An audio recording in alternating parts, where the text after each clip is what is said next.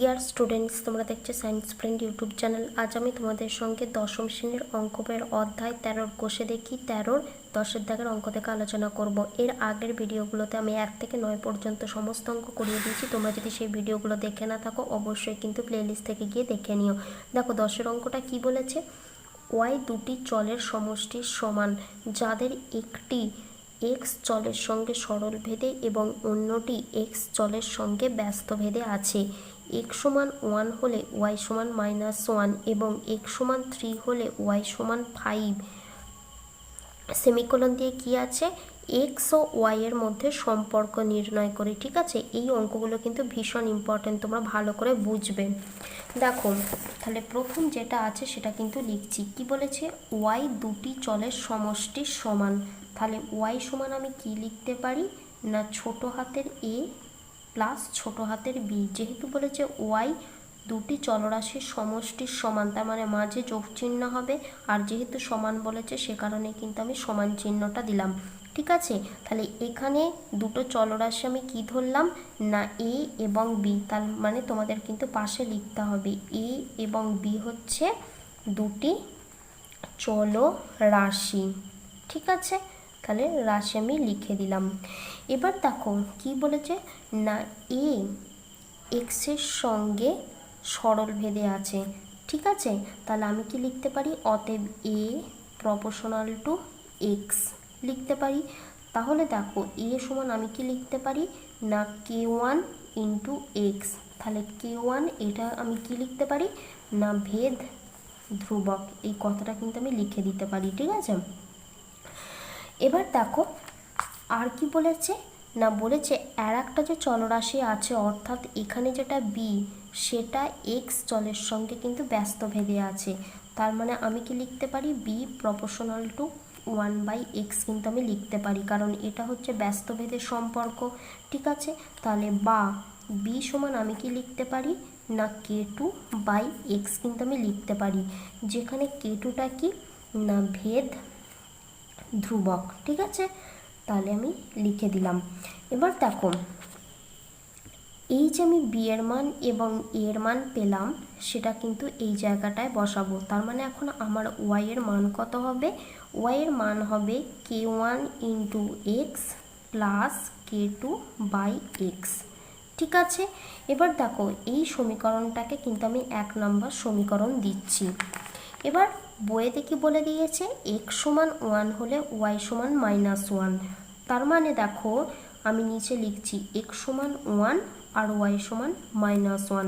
তাহলে এই যে 1 নম্বর সমীকরণে আমি এক্স এবং ওয়াই এর মানটা বসিয়ে পাই কতটা এবার লিখব। তাহলে 1 নম্বর সমীকরণে, তাহলে 1 নম্বর সমীকরণে এক্স ও ওয়াই এর মান বসিয়ে পাই। ঠিক আছে, এই কথাটা কিন্তু লিখতে হবে। তাহলে বসিয়ে পাই আমি পরের পাতায় লিখছি। ঠিক আছে, তাহলে দেখো আমি বসাচ্ছি। তাহলে ওয়াই সমান মানটা কত, ওয়াই সমান -1। তাহলে -1 সমান আমি কি লিখতে পারি, k1 গুণিতক 1 প্লাস k2/1, কারণ এক্স এর মান 1। ঠিক আছে, তাহলে -1 সমান আমি কি এখন লিখতে পারি, k1 এর সঙ্গে 1 এর গুণ করলে আমার k1 হয়, লিখে দিলাম, প্লাস k2কে আমি যদি 1 দিয়ে ভাগ করি আমার ভাগফল কত হবে, k2। তার মানে আমি k1 প্লাস k2র মান কত পেলাম, এখন হচ্ছে -1 পেলাম। এই সমীকরণটাকে আমি 2 নম্বর সমীকরণ হিসেবে লিখছি। ঠিক আছে, এবার দেখো দ্বিতীয় ক্ষেত্রে কি বলা আছে না, ওয়াই সমান বলে দেওয়া আছে 5 আর এক্স সমান বলে দেওয়া আছে কিন্তু 3। তাহলে এই যে 1 নম্বর সমীকরণ আমি যেটা লিখলাম সেই সমীকরণটাতেই কিন্তু আমি এক্স আর ওয়াইয়ের মানটা আবার বসাবো। তাহলে দেখো আমাকে আবার লিখতে হবে 1 নম্বর সমীকরণে, 1 নম্বর সমীকরণে এক্স ও ওয়াইয়ের মান বসিয়ে পাই, এই কথাটা কিন্তু লিখতে হবে অবশ্যই। ঠিক আছে, তোমরা এইগুলোকে কিন্তু অ্যাভয়েড করবে না যে লিখতে পাচ্ছি না, সময় নষ্ট হচ্ছে। তাহলে কিন্তু অনেক সময় নাম্বার কাটা যাবে এগুলো না লিখলে। তাহলে দেখো এই সমীকরণটাতে আমি এক্স আর ওয়াই এর মান এখন বসাচ্ছি। ওয়াই সমান কত 5, ঠিক আছে, সমান কি k1 into 3 plus k2 by 3। তাহলে বা দিয়ে নেক্সট লাইনটা লিখছি। তাহলে 5 সমান k1 এর সঙ্গে 3 গুণ করলে কত হচ্ছে 3k1 হচ্ছে প্লাস k2 বাই 3, ঠিক আছে, এটাকে আমি দিচ্ছি 3 নাম্বার সমীকরণ। তাহলে এখন আমি 1 ও 2 নাম্বার সমীকরণ কিন্তু 2 আর 3 নাম্বার সমীকরণ কিন্তু সমাধান করে k1 আর k2 মানটা বের করব। তাহলে দেখো আমি 2 নাম্বার সমীকরণকে 3 দিয়ে গুণ করছি। তাহলে 2 নম্বর গুণিতক 3 যদি আমি করি তাহলে আমি কি লিখতে পারি না -1 এর সঙ্গে আমি যদি 3 গুণ করি তাহলে কত হবে না -3 হয়ে যাবে, ঠিক আছে, কারণ 1 এর সঙ্গে 3 গুণ করলে 3 হয় আর মাইনাস যেরকম চিহ্নটা আছে আমি কিন্তু সেরকম রেখে দিলাম। এবার k1 এর সঙ্গে আমি যদি 3 গুণ করি তাহলে কি হবে 3 ইন্টু k1 হয়ে যাবে, প্লাস চিহ্ন আছে এখানে আমি প্লাস দিলাম। k2-র সঙ্গে যদি আমি 3 গুণ করি তাহলে কি হবে 3 ইন্টু k2 হয়ে যাবে। আশা করি তোমরা বুঝতে পারলে। এইটাকে আমি দিচ্ছি 4 নাম্বার সমীকরণ, ঠিক আছে। এবার দেখো 3 ও 4 নাম্বার সমীকরণ আমি কি করব না বিয়োগ করব। তাহলে অতএব আমি কি লিখতে পারি না 3 বিয়োগ 4 এটাও লিখতে পারি, বা এইটা লিখলে সব থেকে ভালো হয় যে 3 ও 4 নম্বর সমীকরণ বিয়োগ করে পাই, এটা কিন্তু বিয়োগ চিহ্ন, ঠিক আছে। তাহলে কমা দিলাম। তাহলে দেখো যেটা আমি 3 নম্বর সমীকরণটা যেহেতু আমি এখানে প্রথমে লিখেছি তাহলে 3 নাম্বারটাই আমি প্রথম লিখে দিচ্ছি। তাহলে 5 সমান 3k1 প্লাস k2 বাই 3 আমি লিখে দিলাম। এবার দেখো 4 নাম্বারটা তারপর লিখেছি, তাহলে 4 নম্বর সমীকরণটা আমি নিচে লিখব। তাহলে -3 সমান 3k1 প্লাস 3k2। দেখো এখানে কি চিহ্ন দিয়েছি না মাইনাস চিহ্ন, তার মানে আমাকে কি করতে হবে বিয়োগ করতে হবে। যখন বিয়োগ করব নিচের সংখ্যাগুলোর বা নিচের চলরাশিগুলোর আগে যা চিহ্ন থাকবে সেগুলো কিন্তু পরিবর্তন হয়ে যাবে। তার মানে দেখো এখানে মাইনাস আছে তার মানে প্লাস হয়ে যাবে, 3k1 এর আগে প্লাস আছে তার মানে কি চিহ্ন হয়ে যাবে মাইনাস হয়ে যাবে, 3k2 আগে প্লাস আছে তার মানে চিহ্নটা কি হয়ে যাবে মাইনাস হয়ে যাবে, ঠিক আছে। এবার দেখো 5 আছে আর এখানে আছে 3, তার মাঝে কি চিহ্ন আছে এখন প্লাস আছে, যোগ করলে কত হচ্ছে 8 হচ্ছে। এখানে আছে কি প্লাস 3k1, এখানে আছে -3k1 কেটে গেল। এখানে আছে কি প্লাস k2 বাই 3 আমি লিখছি আর এখানে কি চিহ্ন আছে -3k2, ঠিক আছে। তাহলে 8 যেরকম আছে আমি কিন্তু রেখে দিলাম। এবার যদি ভগ্নাংশের বিয়োগ করি লসাগু কত হবে 3, যেরকম k2 আছে লিখে দিলাম, মাইনাস আছে মাইনাস দিলাম, 3-এর সঙ্গে 3k2 গুণ করলে কত হচ্ছে 9k2 হয়ে যাচ্ছে। তাহলে বা 8 যেরকম আছে রেখে দিলাম।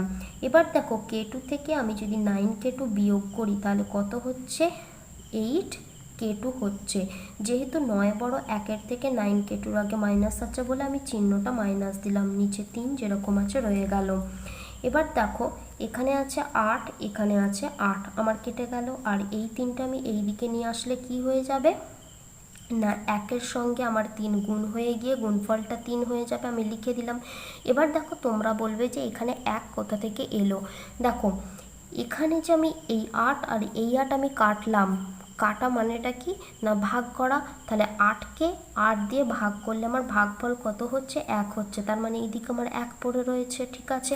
একইভাবে আমার এই দিকেও 1 পড়ে রয়েছে, সেই 1-এর সঙ্গে k2 গুণ করলে আমার কিন্তু গুণফল k2ই থেকে যাচ্ছে। তার মানে দেখো এইদিকে আমার কি এখন পড়ে থাকবে না -k2 কিন্তু পড়ে থাকবে। তাহলে এখান থেকে আমি k2 সমান কত পেতে পারি না -3 পেতে পারি। আশা করি তোমরা বুঝতে পেরেছো k2টা আমি কিভাবে বার করলাম। এবার দেখো আমি বার করব k1 এর মানটা, ঠিক আছে। তাহলে দেখো এই যে আমি 2 নম্বর সমীকরণটাতে আমি k2 মানটাতে বসাবো। তাহলে 2 নম্বর সমীকরণে k2 সমান 2 নম্বর সমীকরণে k2, তাহলে দেখো K2 সমান -3 বসিয়ে পাই, এই কথাটা কিন্তু লিখতে হবে। ঠিক আছে, তাহলে দেখো -1 যেরকম আছে রেখে দিলাম, K1 যেরকম আছে রেখে দিলাম, K2-র জায়গায় বসাবো, তাহলে এখানে প্লাস আছে প্লাস লিখে দিলাম, আর K2-র মান কত -3 যেরকম আছে রেখে দিলাম। বা দিয়ে নেক্সট লাইনটা লিখছি, -1 যেরকম আছে রেখে দিলাম, K1 যেরকম আছে রেখে দিলাম। প্লাসে মাইনাসে কি হয়, মাইনাস হয়, 3 আছে 3টা লিখে দিলাম। এই যে 3টা আমার এই দিকে এবার আসবে। ঠিক আছে, আমি পাশে করাচ্ছি, তোমরা কিন্তু পরীক্ষার খাতায় নিচে নিচে করবে। -1 যেরকম আছে রেখে দিলাম, আর এই 3টা এই দিকে আসবে, তার মানে কি হয়ে যাবে, +3 হয়ে যাবে। ঠিক আছে, আমার এইদিকে কি পড়ে থাকবে, K1 কিন্তু পড়ে থাকবে। এখানে আছে মাইনাস আর এখানে আছে প্লাস, প্লাসে মাইনাসে মাইনাস, তাহলে 3 থেকে 1 বিয়োগ করলে আমার বিয়োগফল কত হচ্ছে, 2 হচ্ছে। 3 বড়, 1-এর থেকে 3-এর আগে প্লাস আছে বলে 2-এর আগে প্লাস লিখতে হবে। আমি প্লাসটা লিখছি না, কারণ প্লাস লিখলেও হবে না লিখলেও হবে, সেটা হচ্ছে এটা K1-এর মানটা আমি কিন্তু পেলাম। এবার দেখো এই যে সমীকরণটা আমি 1 নম্বর সমীকরণটা লিখেছি এখানে, সেখানে কিন্তু আমি K1 আর K2-র মানটা বসাবো। ঠিক আছে, তাহলে 1 নম্বর সমীকরণে, তাহলে অতএব 1 নম্বর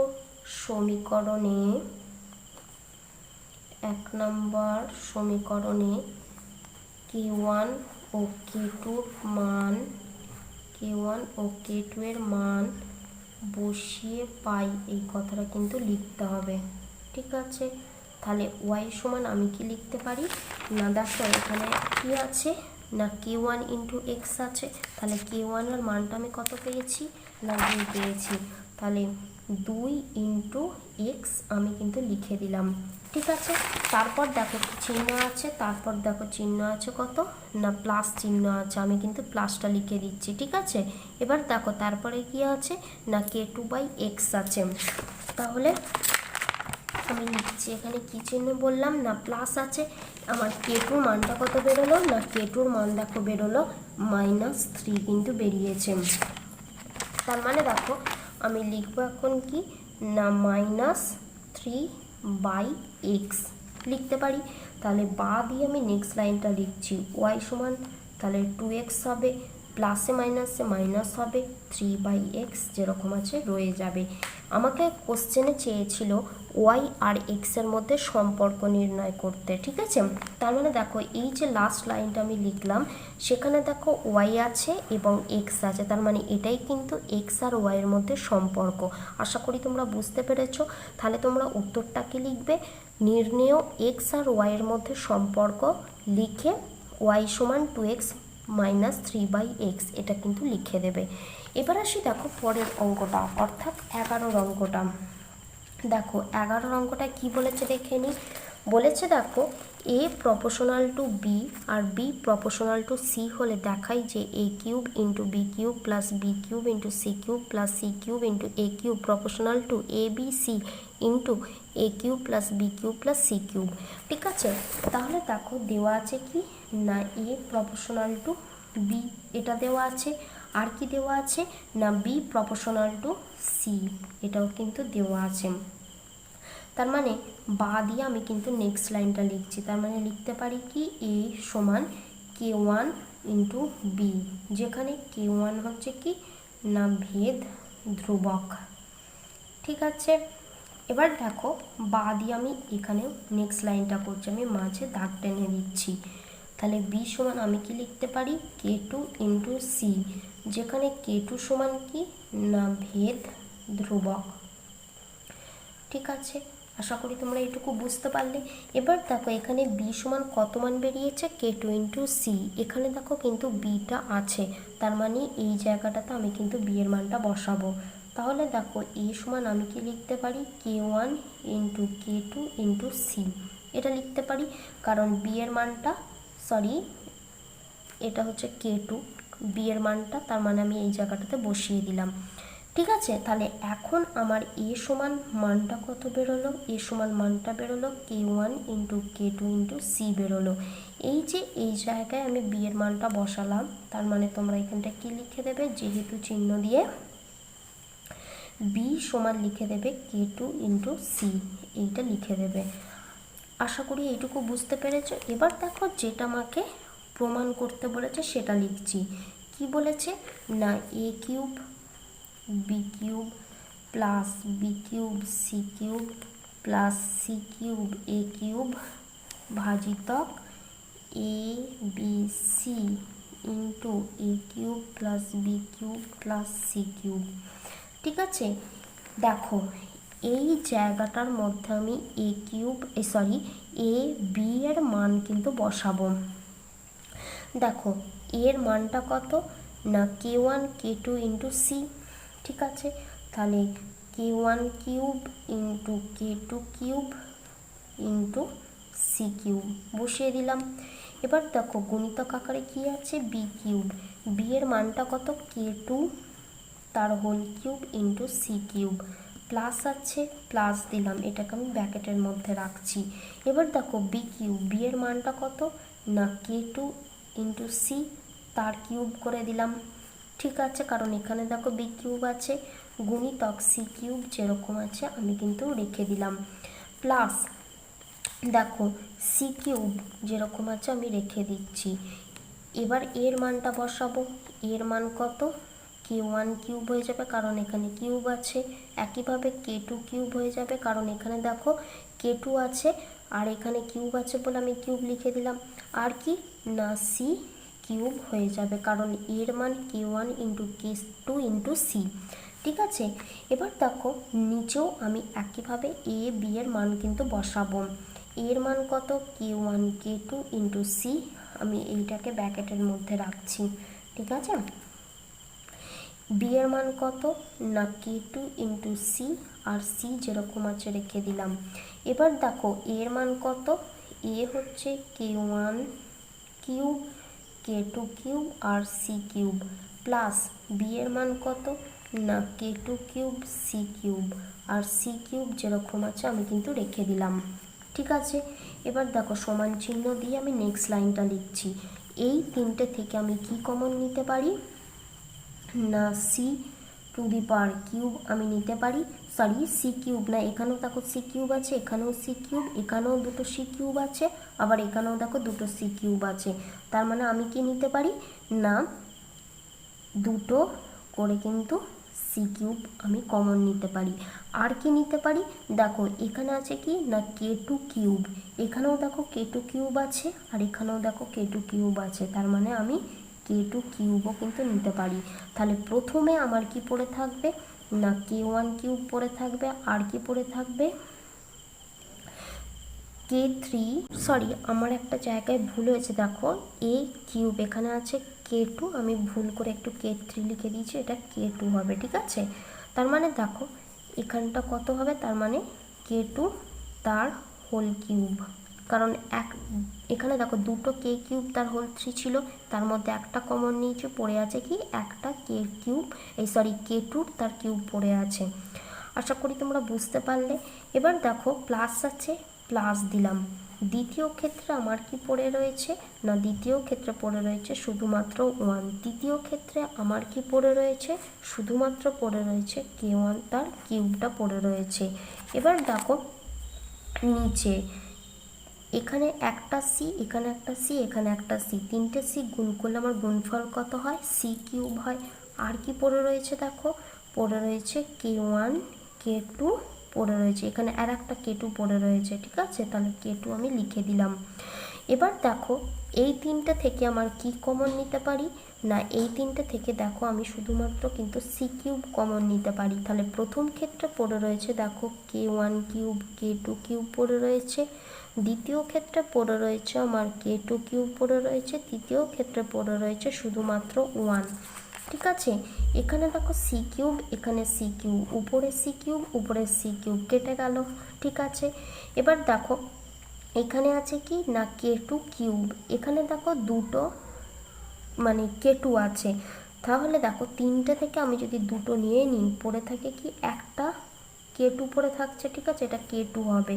তাহলে আমার উপরে কি পড়ে আছে উপরে দেখো পড়ে আছে k2 পড়ে আছে, আর কি পড়ে আছে গুণিতক আকারে k1 cube into k2 cube plus 1 plus k1 তার কিউব পড়ে আছে।